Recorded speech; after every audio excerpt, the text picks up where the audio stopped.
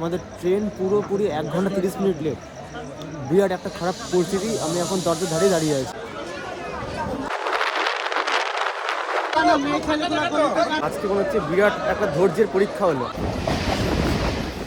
শুধুমাত্র ট্রেনই আমাদের খুব কম খরচে দূর দূর পর্যন্ত পৌঁছে দেয়, তাই ট্রেনই আমাদের ভরসা। 2024 সালের অক্টোবর মাসের 2 তারিখে ভাগীরথী নদীর এপার থেকে ওপারের রেল যোগাযোগ ব্যবস্থা আরো জোরালোভাবে তৈরি হয়ে যায়, যেটি হচ্ছে আজিমগঞ্জ জংশন থেকে মুর্শিদাবাদ জংশন পর্যন্ত। এটি সম্ভব হয়েছে শুধুমাত্র বহু প্রতীক্ষিত নসিপুর ব্রিজের কারণে। এর ফলে উত্তরবঙ্গ যাওয়া আরো সহজ হয়ে গেছে। আজকের আমি তোমাদের দেখাবো নসিপুর ব্রিজ হওয়ার পরে চালু হওয়া ভাগীরথী নদীর এপার থেকে ওপারের আজিমগঞ্জ থেকে কৃষ্ণনগর সিটি পর্যন্ত নতুন প্যাসেঞ্জার ট্রেনের যাত্রার অভিজ্ঞতা।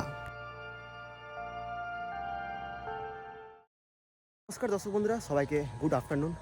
এখন ঘড়িতে সময় দুপুর 3:36। আজকে কিন্তু আমি আজিমগঞ্জ সিটিতে নয় আর জিয়াগঞ্জ স্টেশনেও নয়। এখন আমি আছি আজিমগঞ্জ জংশন রেলওয়ে স্টেশনে। আজকে কিন্তু এই পর্বে কিন্তু কোনো ভ্রমণ থাকছে না।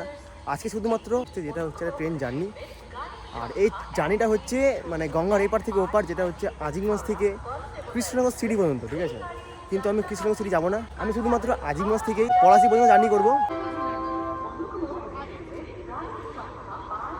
2024 সালের অক্টোবর মাসের 2 তারিখে এই আজিমগঞ্জ থেকে কিন্তু কৃষ্ণনগর পর্যন্ত একটি ট্রেন চালু হয়েছিল, যে ট্রেনটাতে আমি জার্নি করিনি।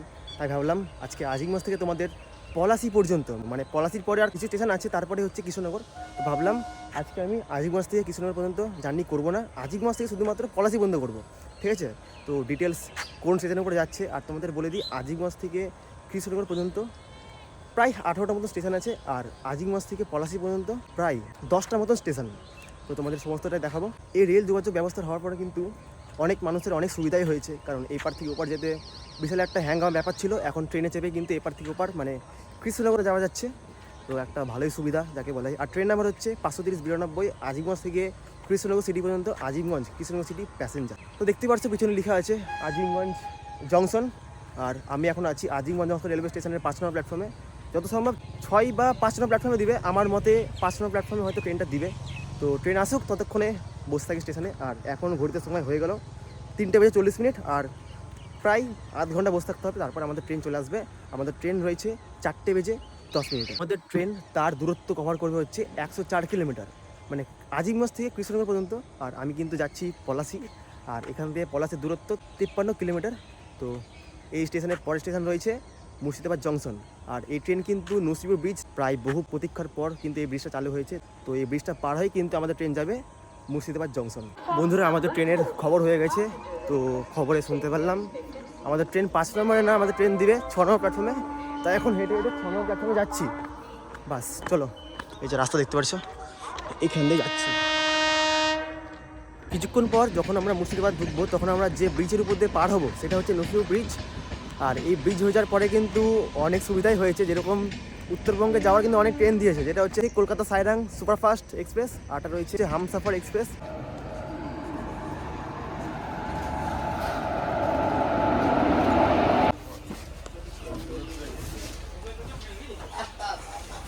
অবশ্যই আমাদের ট্রেন চলে এসেছে, দেখতে পাচ্ছি পুরোটাই ফাঁকা। ধরতে গেলে পুরো ট্রেনটাই আমরা ভিতর দিয়ে আসলাম ঘুরে, পুরোটাই ফাঁকা ছিল দেখলাম। এটা হচ্ছে আজিমগঞ্জ জংশন রেলওয়ে স্টেশনের 5 নম্বর প্ল্যাটফর্ম। আর এখানে কিন্তু কিছুক্ষণ পর ঢুকবে কলকাতা সাইরাং এক্সপ্রেস। এই হচ্ছে বাথরুম, এদিকে বাথরুম রয়েছে কিন্তু, আর এদিকে একটা আয়না, তার সাথে বেসিন রয়েছে। জলই বেড়াচ্ছে না।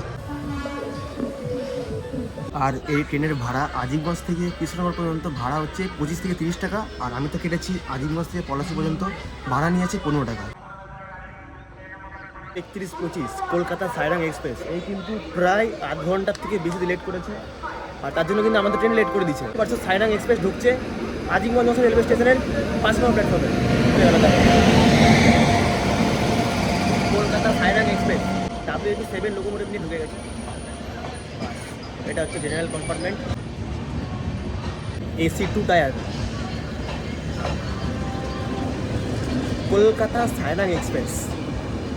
সেই জন্য আমাদের ট্রেন লেট করে দিল, কিন্তু এই ট্রেনও প্রায় আধ ঘন্টার বেশি লেট। যাই হোক, এবার মনে হচ্ছে আমাদের ট্রেন ছাড়বে। আমাদের train Azimganj Krishnanagar city passenger. বন্ধুরা, আমাদের ট্রেন প্রায় 40 মিনিট লেট করে এখন ছাড়বে। সিগন্যাল কিন্তু এখনও হয়নি। এখন ড্রাইভার সাহেব পতাকা নড়িয়ে এখন ট্রেন ছাড়লো, কি জানি সিগন্যাল এখনও হচ্ছে না।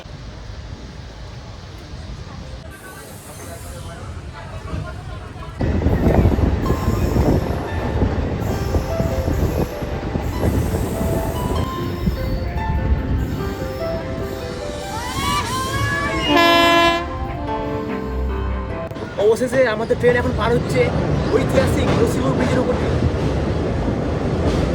আর ব্রিজ দিয়ে বয়ে চলেছে ভাগীরথী রিভার।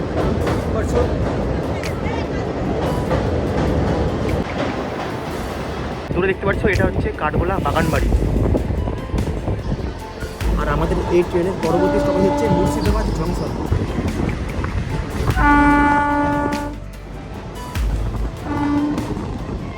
যে কী যে অবস্থা, আমাদের ট্রেন মুর্শিদাবাদ জংশন ঢোকার আগে কিন্তু দাঁড় করে দিয়েছে। আমাদের ট্রেন প্রায় 1 ঘন্টার উপরে লেট। কি করবো, আর অনেক দেরি করে ফেলেছে। আমাদের এই ট্রেনকে এখন পার করবে ট্রেন নম্বর 13114 লালগোলা কলকাতা হাজারদুয়ারি এক্সপ্রেস। আজকে এই হাজারদুয়ারি এক্সপ্রেসও প্রায় 6 মিনিট মতন লেট।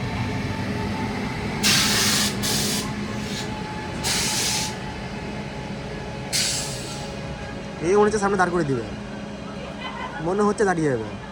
চোখের সামনে দিয়ে সব ট্রেন বেরিয়ে যাচ্ছে, কিন্তু আমাদের ট্রেন আর ছাড়ছে না।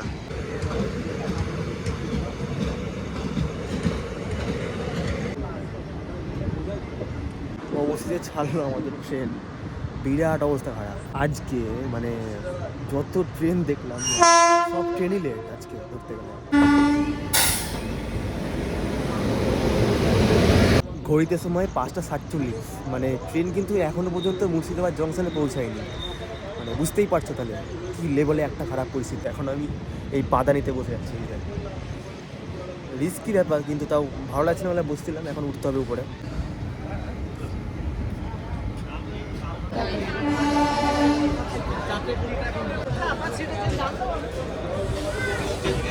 অবশেষে আমাদের ট্রেন এখন এসে পৌঁছালো মুর্শিদাবাদ জংশন।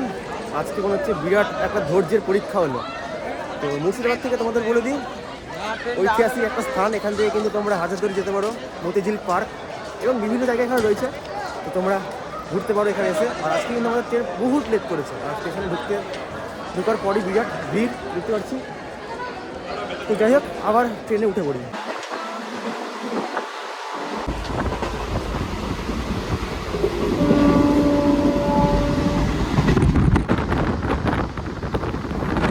এবারকার মনে হচ্ছে ট্রেন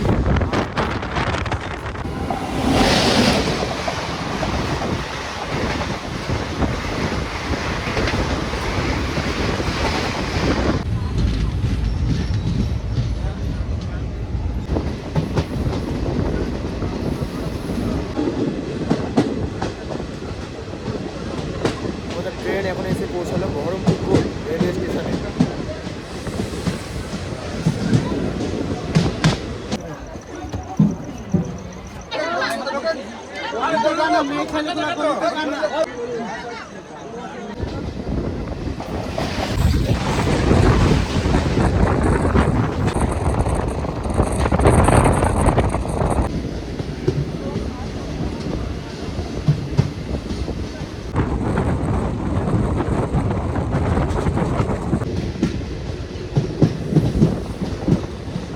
আমাদের ট্রেন এতক্ষণে পৌঁছালো সারগাছি রেলওয়ে স্টেশন। স্টেশন পুরো ফাঁকা দেখতে পাচ্ছি।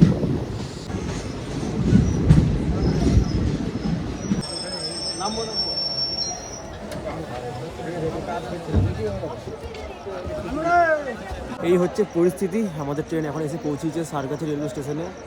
আমাদের ট্রেন পুরোপুরি 1 ঘন্টা 30 মিনিট লেট।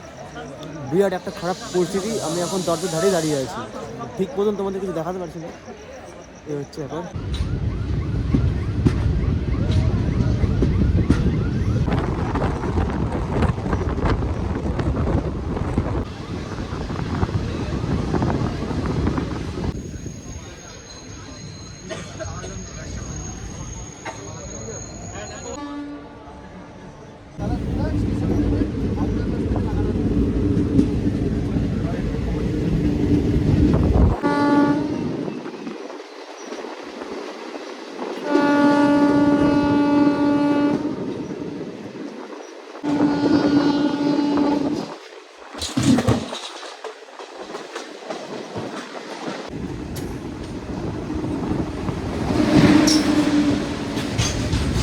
ঘড়িতে সময় 6:38। আমাদের ট্রেন এই মুহূর্তে এখন এসে পৌঁছালো বেলডাঙ্গা রেলওয়ে স্টেশনে।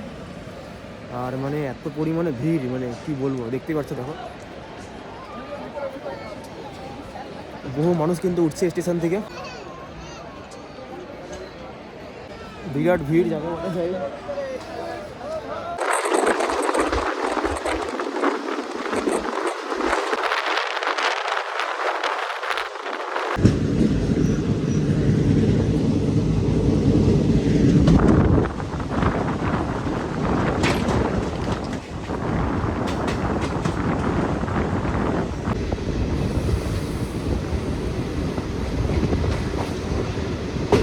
এবারে আমাদের ট্রেন এখন প্রবেশ করলো রেজিনগর রেলওয়ে স্টেশনে।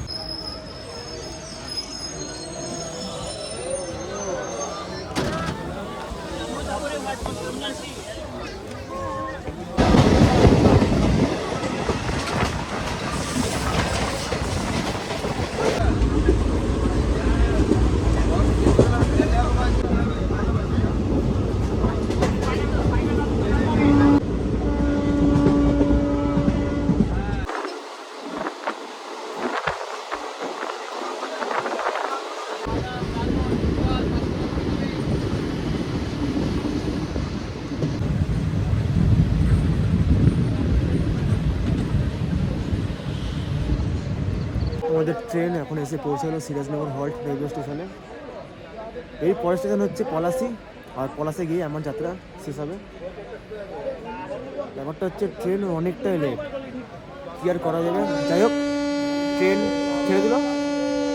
আর এই পরের স্টেশন হচ্ছে পলাশি, আর আমার যাত্রা কিন্তু শেষ হয় পলাশিতে, আর ট্রেনের যাত্রা শেষ হবে কৃষ্ণনগর সিটি জংশনে।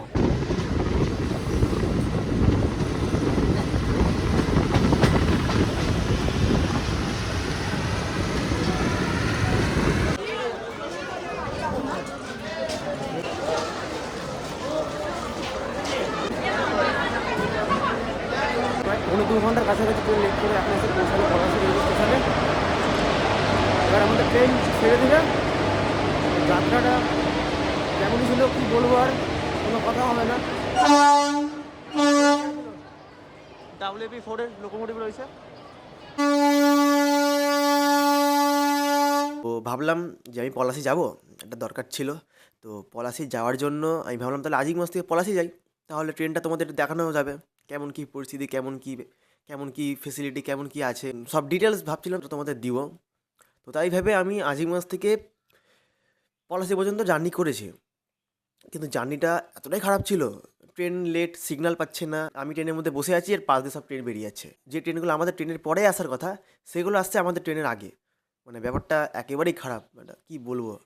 ট্রেনের মধ্যে ভিড়, তার সাথে বিরাট ভিড়। আমি দরজার ধারে দাঁড়িয়ে দাঁড়িয়ে তোমাদের যা পেরেছি তাই দেখেছি। প্রথমে তো ফাঁকা ছিল, আমি সেটা বসতে পারতাম কিন্তু বসিনি। যাই হোক, তোমাদের ভালো মতন দেখাবো তাই। কিন্তু জানি না, সেদিনকে আমার মাথা পুরো খিঁচি লেগে গেছিলো। মানে কোনো পরিস্থিতি ছিল না ভিডিওটা আমি স্টেশনে শেষ করব বা স্টেশনের বাইরে গিয়ে শেষ করব। তো যাই হোক, বাড়িতে এখন আছি, তো ভিডিওটা বাড়িতেই শেষ করছি। তো ভিডিওটা কেমন লাগলো আর আমার অভিজ্ঞতা কেমন তোমাদের লেগেছে অবশ্যই কিন্তু কমেন্টে জানিও। তো টাটা, দেখা হবে অন্য কোনো একটা পর্বে। টাটা।